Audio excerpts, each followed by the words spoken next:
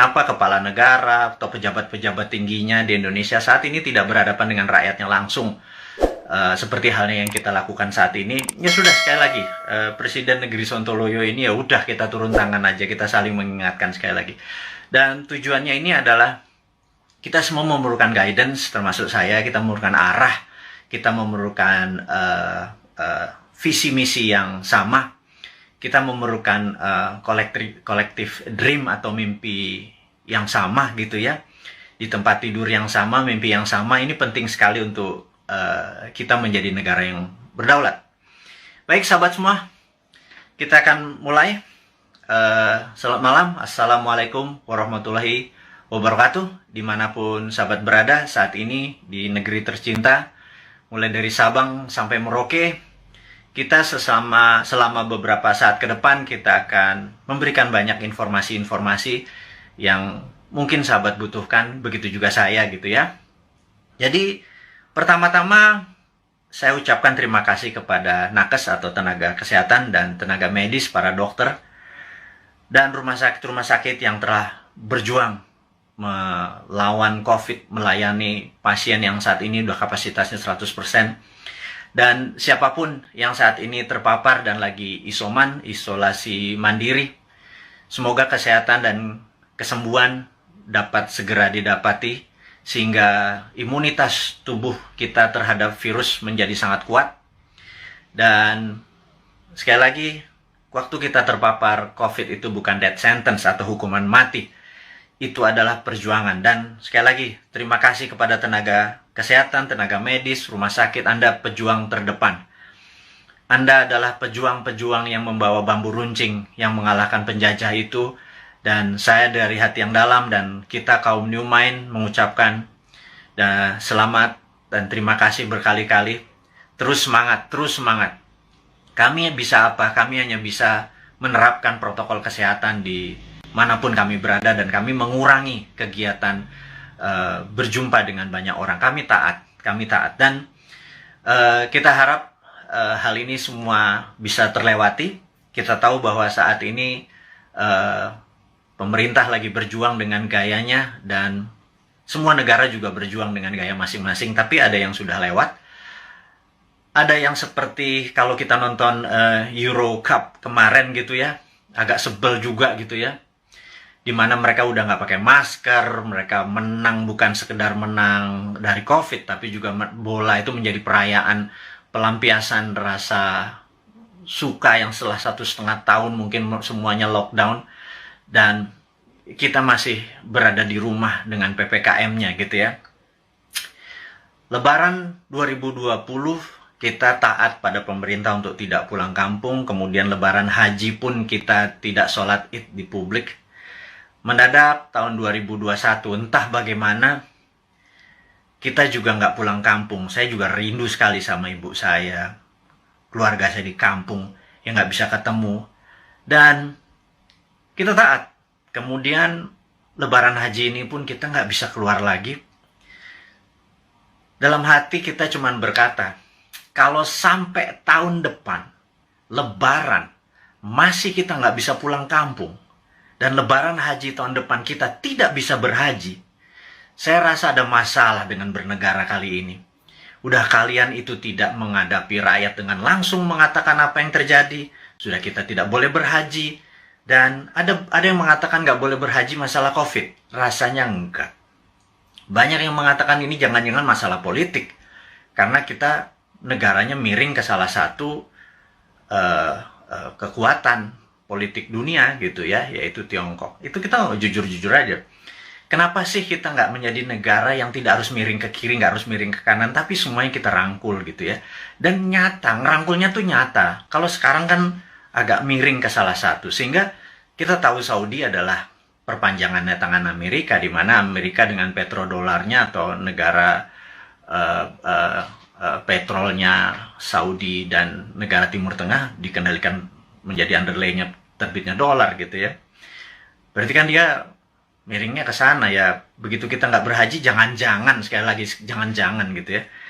Ada yang bilang dana hajinya kepake infrastruktur. Saya pikir lah itu mah nggak Nggak tahu juga saya apa yang terjadi di atas sana. Tapi yang Mbok diterangkan gitu ya, jangan membangun narasi pakai buzzer. Buzzer sudahlah, udah masa lalu buzzer itu.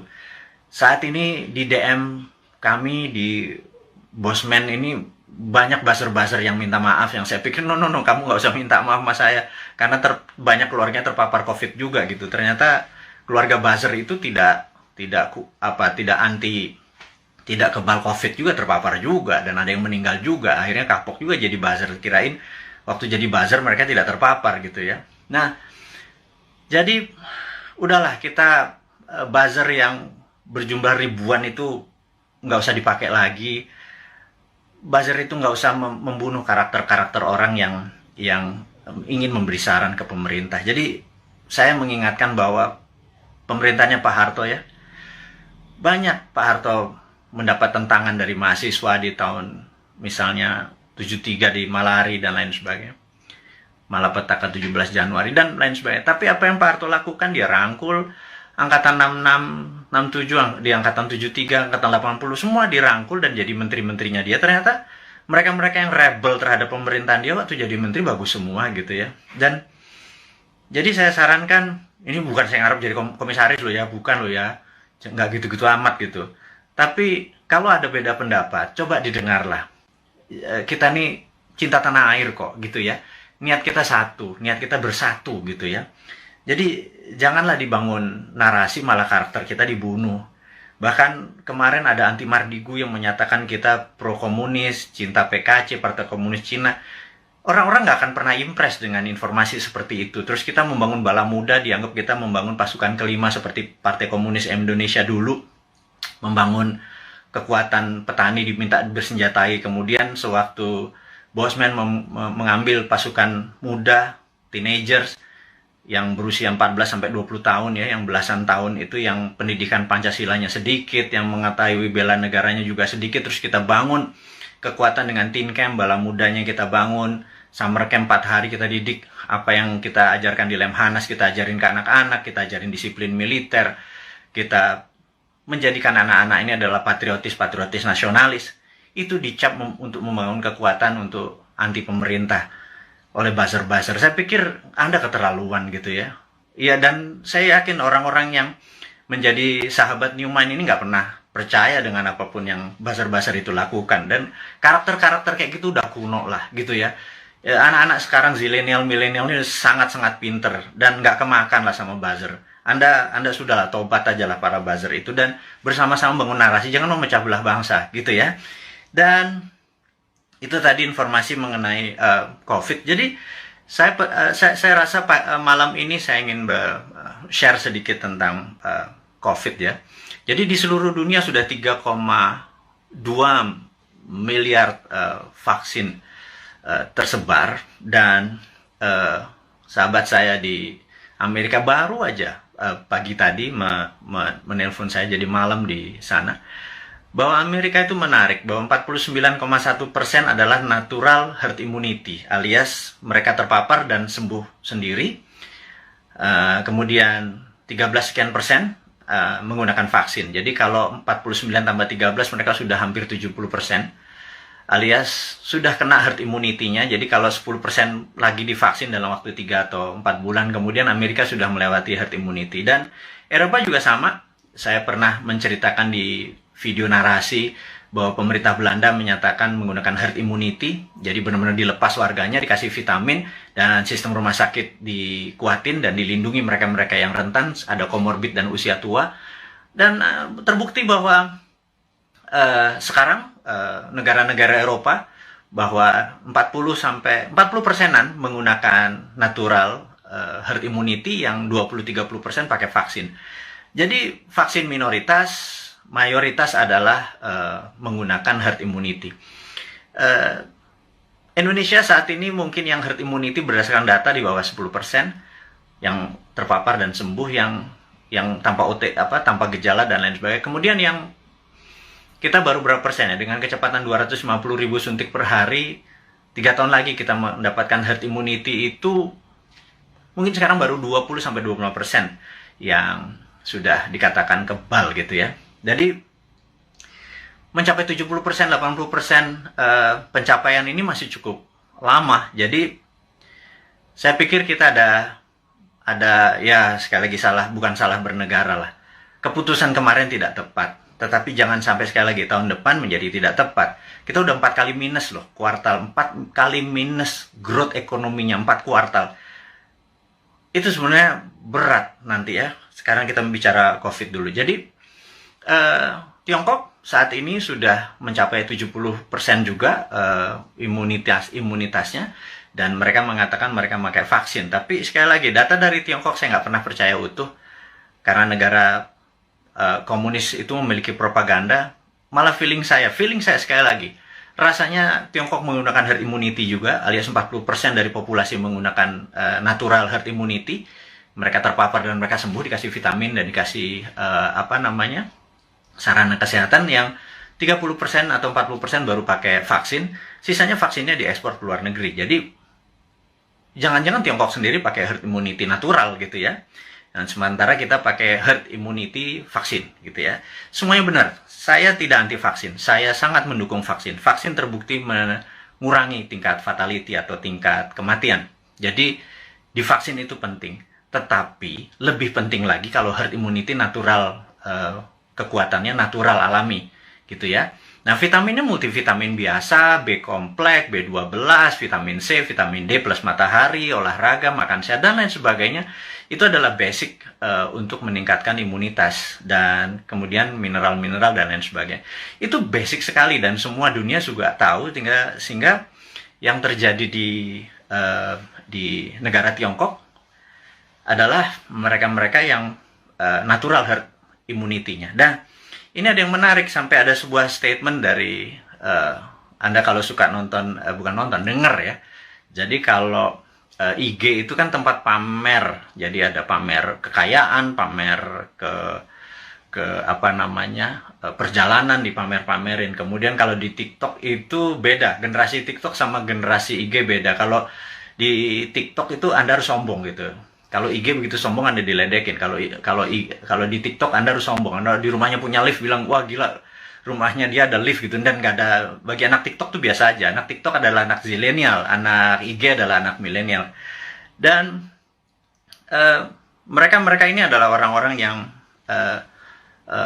well informed atau terinform bagus dengan dunia digital. Dan jadi sekali lagi kembali ke masalah COVID. Jadi Indonesia memilih menggunakan vaksin gitu ya, sementara negara-negara Eropa menggunakan natural herd immunity. Oke, nggak apa-apa. Yang penting sekarang kita adalah menjadi negara yang harus terbebas dan menang dari COVID.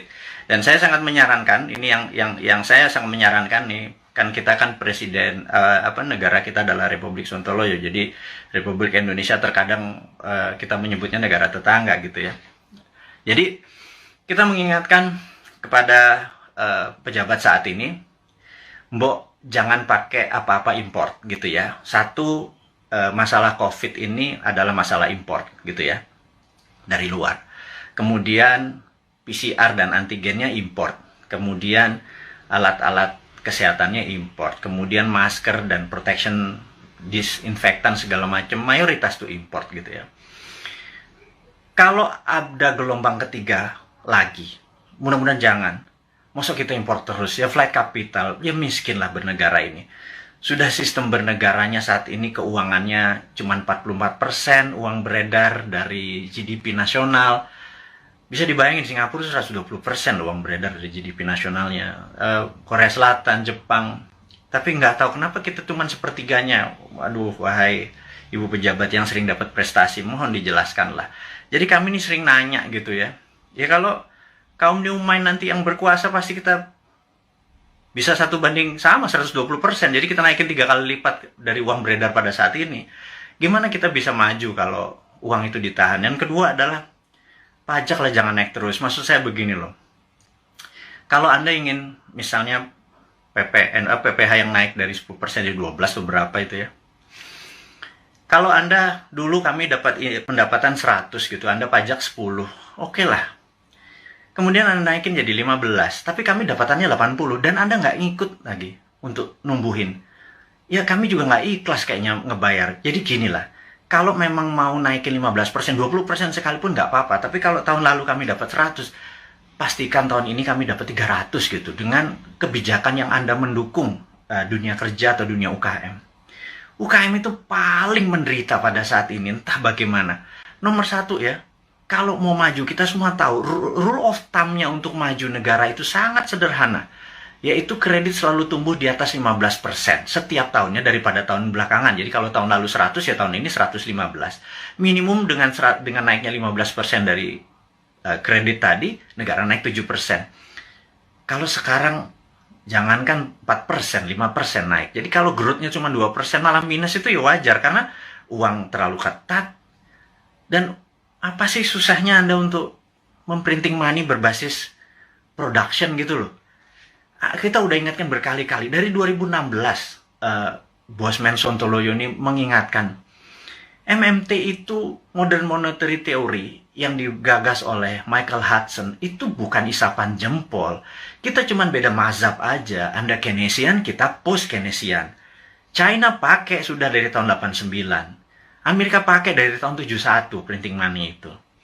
Terus negara Eropa, negara Jerman pakai semua. Ini untuk menyelesaikan masalah COVID ini ya, Tiongkok pun melakukan printing money saat ini. Dan kok kita malah minjem sih? Aduh, gimana sih? 6.500 triliun loh. Itu bunganya aja udah hampir 3.300 triliun.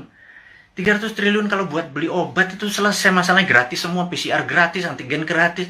Kalau PCR-nya bayar, antigennya bayar, gimana kita mau travel? Terus udah kayak gitu, dengan PPKM kita ini udah taat sama ininya, tapi semuanya bayar gitu ya. Vitamin bayar gitu ya. Terus pajak bayar, terus kita pokok nggak pernah kebayar, negara sibuk bayarin utang, terus nambah utang. Aduh, ini mau mulai dari mana? Kita nih bertanya. Jadi sekali lagi, sahabat semua, kaum New Mind, kita ingin ke depan kita menjadi negara berdaulat. Jadi hari ini yang mau diinformasikan adalah gimana caranya kita di tahun 2045 Indonesia adalah negara superpower.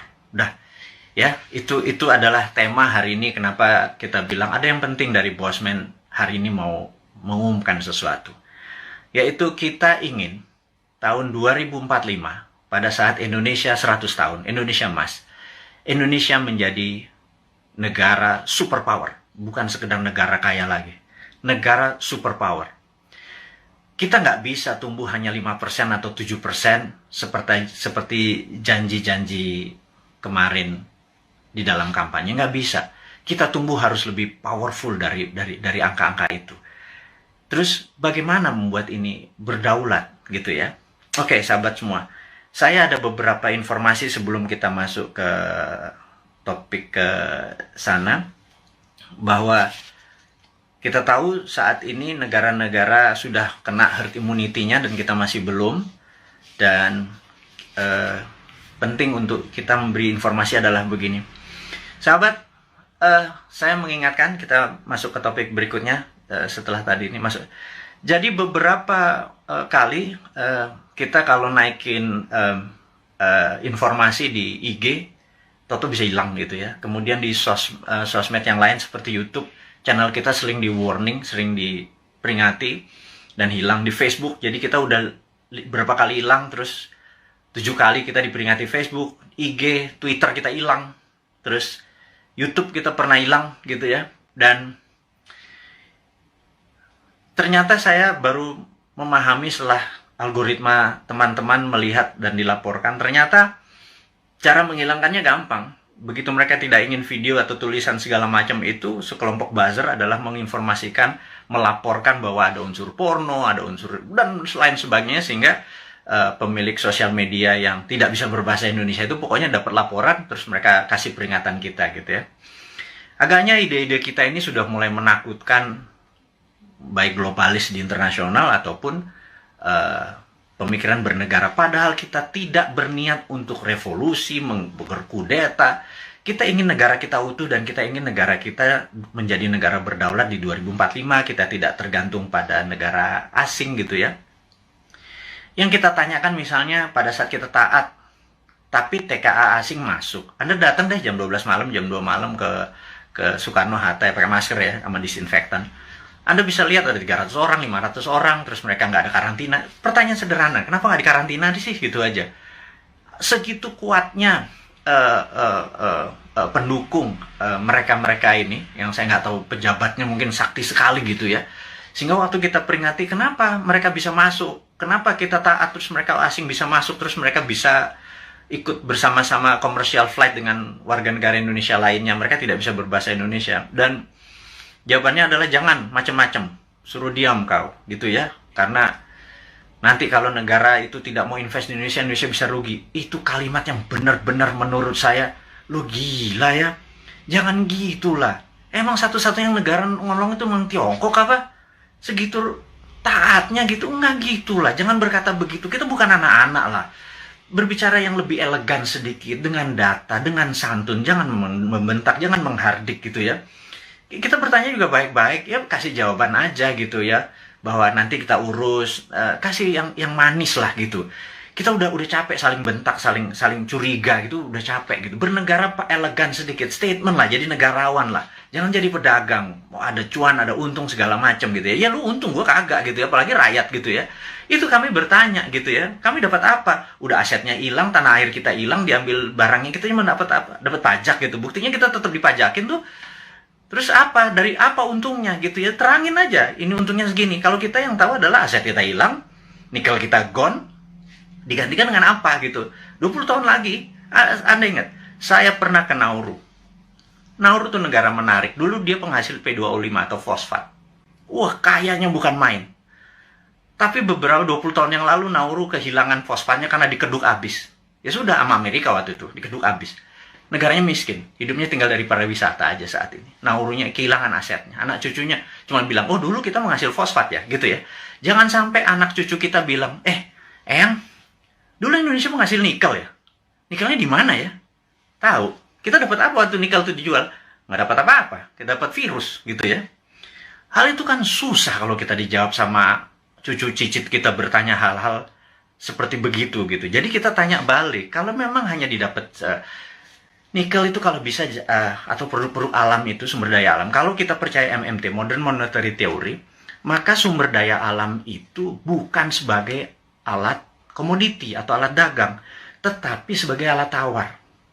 Jadi keuntungannya itu bukan hanya dari jualan, tetapi ada benefit lagi. Jadi di atas financial benefit, sekali lagi, di atas Anda para pejabat sekarang tuh apa-apa kan financial benefit. Kita dapat untung, dapat untung. Selalu untung dan cuan gitu ya. Cara bernegara segitu kesannya kayak anak TK gitu ya. Karena kalau cara bernegara di atas keuntungan materi, itu ada namanya humanitarian benefit, keuntungan atas nama kemanusiaan.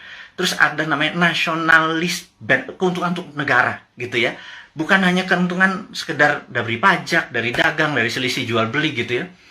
Tapi humanitarian, atas kemanusiaannya. Anak cucu kita masih benefit gitu ya. Nah, kalau kita pakai SWF, Sovereign Wealth Fund, itu asetnya masih di situ.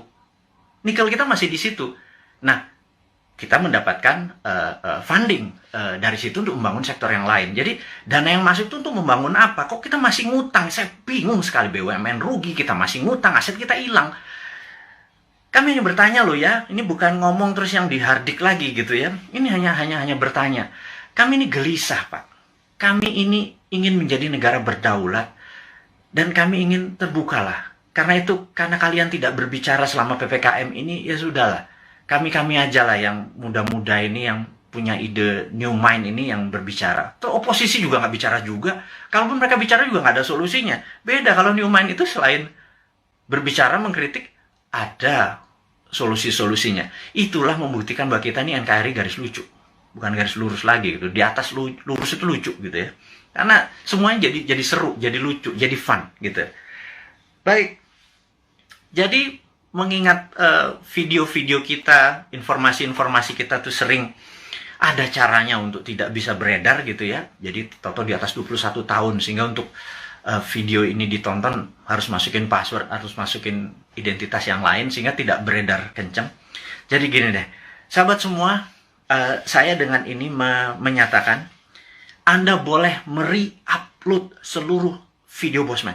masuk ke video Anda, masuk ke YouTube channel Anda, masuk ke sosial media Anda. Kalau Anda dapat AdSense, dapat uang dari iklan yang masuk, ambillah semua itu untuk Anda. Saya tahu ada sekarang ini udah puluhan saat ini yang menggunakan video-video Bosman masuk ke video mereka. Nggak masalah.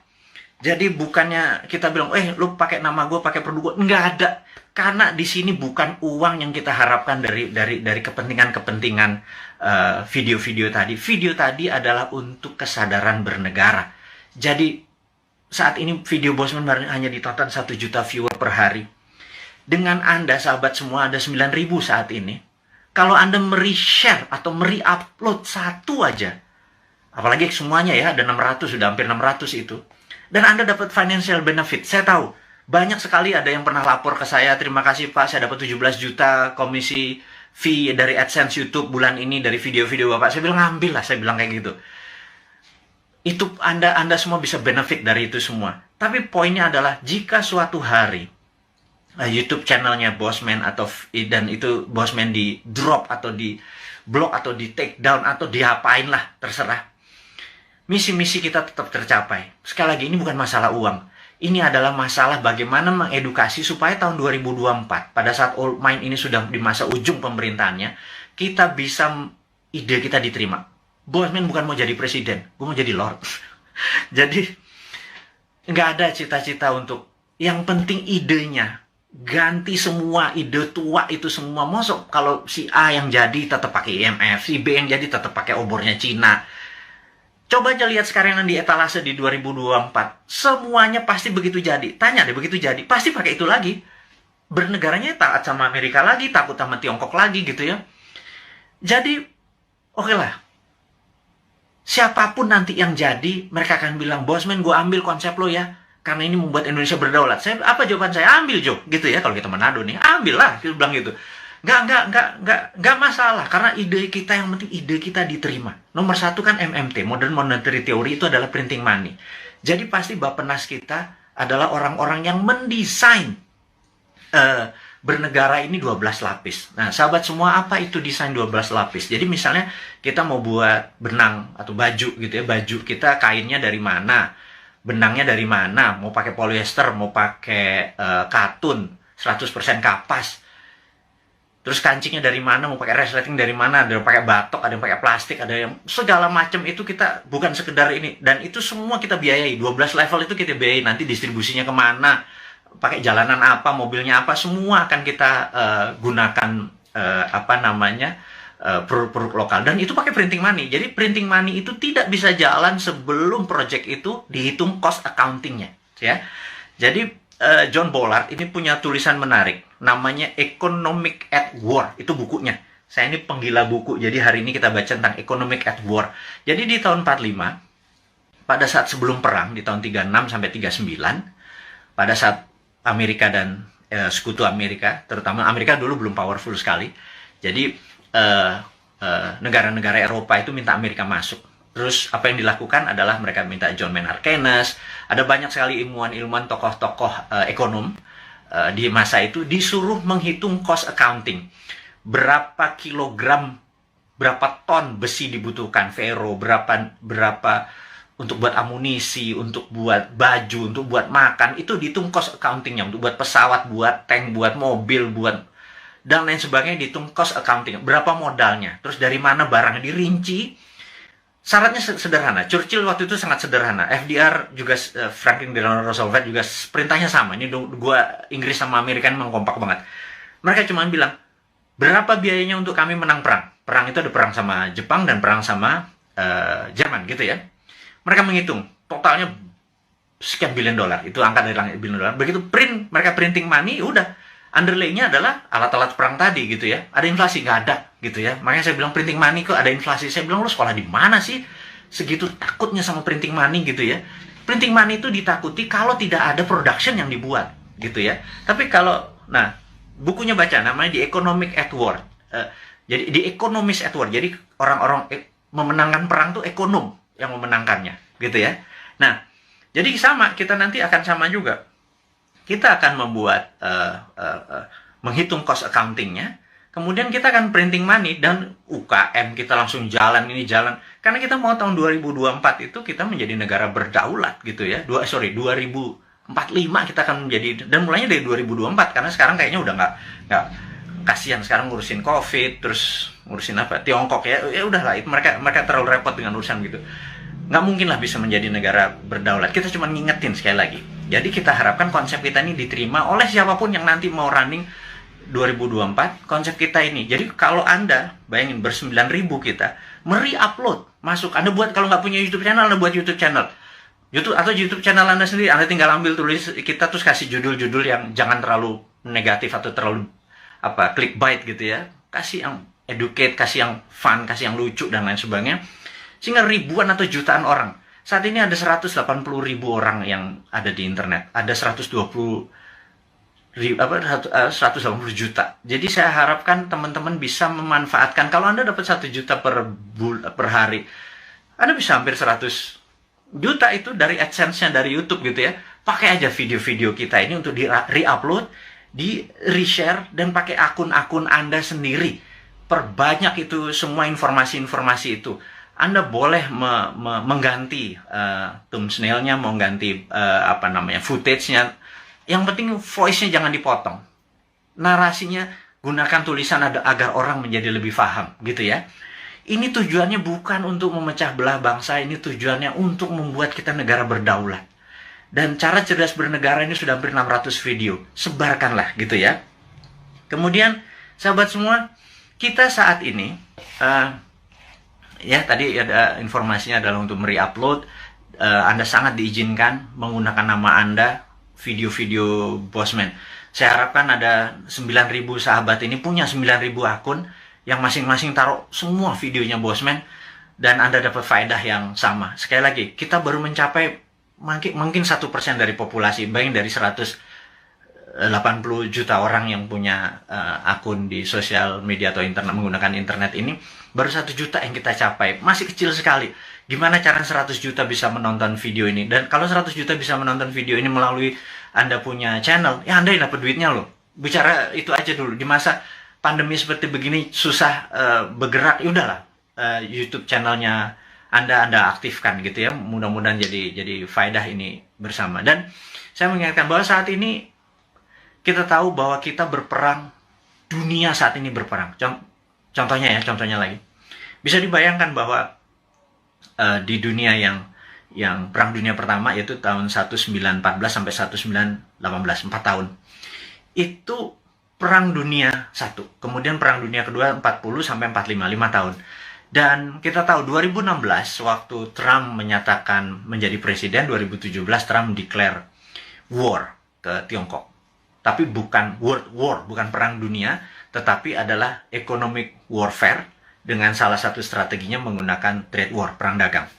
Itu terjadi, dan begitu itu terjadi, maka di tahun 2017, sahabat semua ingat, kita mengingatkan dengan, waktu itu belum pakai YouTube, di 2019 kita mengingatkan bahwa everything start with the economic warfare, diakhiri dengan military war, gitu ya.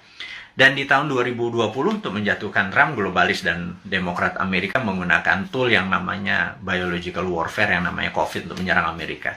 Dan pada saat itu yang disarankan oleh mereka menggunakan masker. Tapi Trump punya analisa sendiri bahwa kalau peristiwa dari Spanish flu itu ada 3 gelombang. Jadi gelombang pertama tertinggi, kedua agak rendah, ketiga terendah. Tapi virus pertama itu paling lemah, kemudian agak kuat, terakhir yang paling kuat gitu ya. Nah, jadi pada saat terlemah ini semua orang terpapar aja supaya tingkat herd immunity-nya tercapai. Dan yang terjadi oleh Trump dilakukan adalah dibebasin aja. Toh mereka punya operating sistem dari kesehatannya terbaik di dunia. Dan ternyata terbukti sekarang 49%, 49,1% di Amerika menggunakan herd immunity natural. Dan ini adalah, ya tapi sekali lagi Trump kalah dengan 4 negara bagian yang dalam tanda petik dicurangin katanya. Tapi itu negara Amerika, bukan negara kita. Tapi dia adalah salah satu polisi dunia yang berkepanjangan. Ternyata Biden ini mengambil konsepnya Trump untuk masih berperang juga dengan Tiongkok. Jadi, dan itu adalah perang dunia negara. Kita nggak ikut-ikutan. Tetapi kita di dunia ini perang dengan makhluk yang tidak kelihatan yang namanya virus corona atau COVID gitu ya. Jadi begitu dunia saat ini menjadi satu rasa dan perang bersama, inilah yang menarik. Bahwa kita harusnya sudah menggunakan war mode atau ekonomiknya at war. Jadi ekonomi itu ada 3, economic at normal condition, economic at crisis, dan economic at war. Jadi harusnya bernegara itu pakai economic at war. Sayangnya sekali lagi mereka nggak paham saat ini, old mind yang berkuasa ini nggak paham bahwa ekonomi at war tuh gimana ya gitu ya. Sekali lagi, aduh, itu kadang-kadang kita mengelus dada gitu ya, kok ya beda lagi strateginya, ya nggak pakai ngutang jelasnya gitu ya. Harus berdiri di atas kaki sendiri, every country for their own, negara ngurusin sendiri. Jadi begitu kita masuk perang dunia, yaitu 2020 kemarin, 2021 saat ini kita masih dalam keadaan perang, dan WHO serta World Bank sudah mengumumkan bahwa perang ini diperkirakan berakhir tahun 2025. Jadi perang ini masih panjang, sahabat semua. Perang ini kan perang besar itu kan ada battle perang, pertempuran kecil gitu ya. Ini masih banyak di Jawa sekarang, di Bali itu masih ada pertempuran kecil.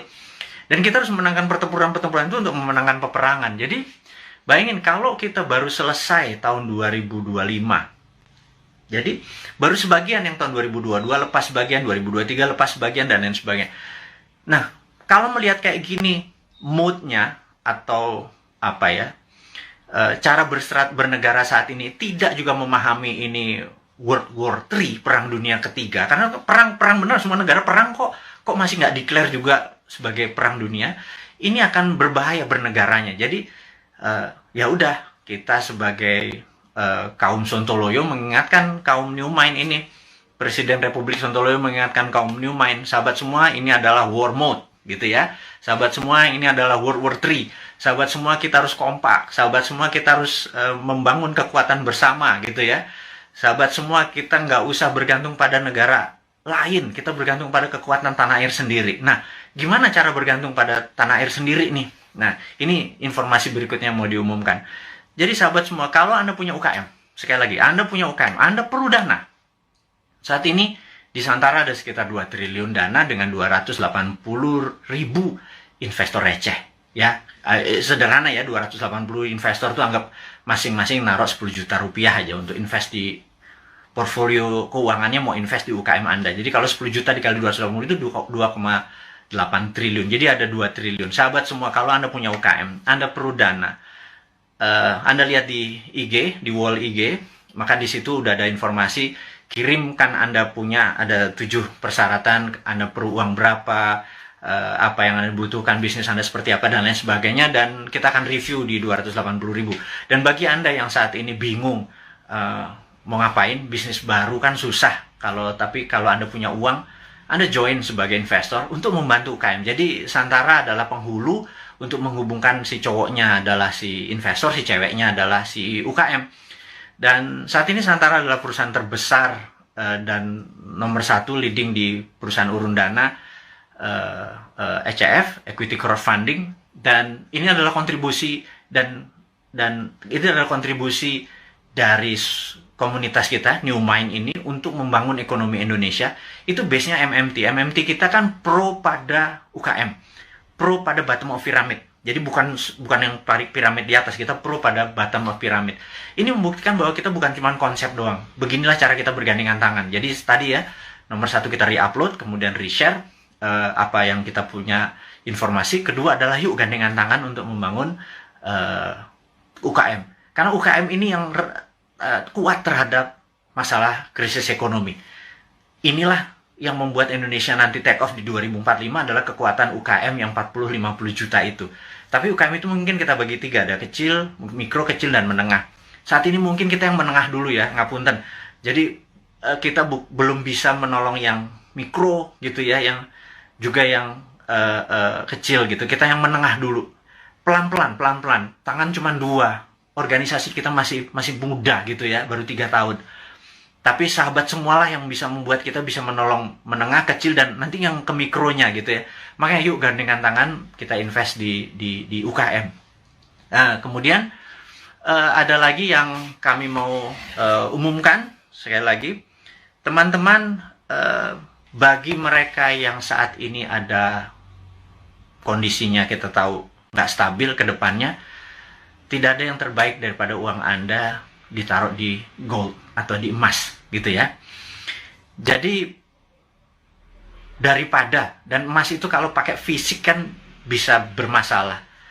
Sebentar lagi Dinaran akan menerbitkan ATM Gold. Jadi Anda bisa buka rekening, beli emasnya. Anda bisa ambil kapan saja karena ATM Gold ini kita akan ada di kantor kita, kemudian akan ada di semua mall di Jakarta dulu, dan habis itu nanti ada di semua lokasi. Kita ingin lakukan itu segera. Jadi ini semua adalah untuk bakti kita, gimana caranya kita bergandengan tangan ke depan untuk menjadi negara yang powerful. Sahabat semua, sekali lagi saya mau mereview apa yang kita dapat hari ini adalah negara dalam keadaan perang, dunia dalam keadaan perang. Saya sarankan Anda untuk melakukan hal yang sangat penting yang namanya survival mode. Anda harus survive, Anda harus sehat, Anda harus semangat, Anda terus bersatu, Anda terus berjuang mengalahkan masalah ekonomi, masalah kesehatan. Kita bergandengan tangan, kurangi gerak.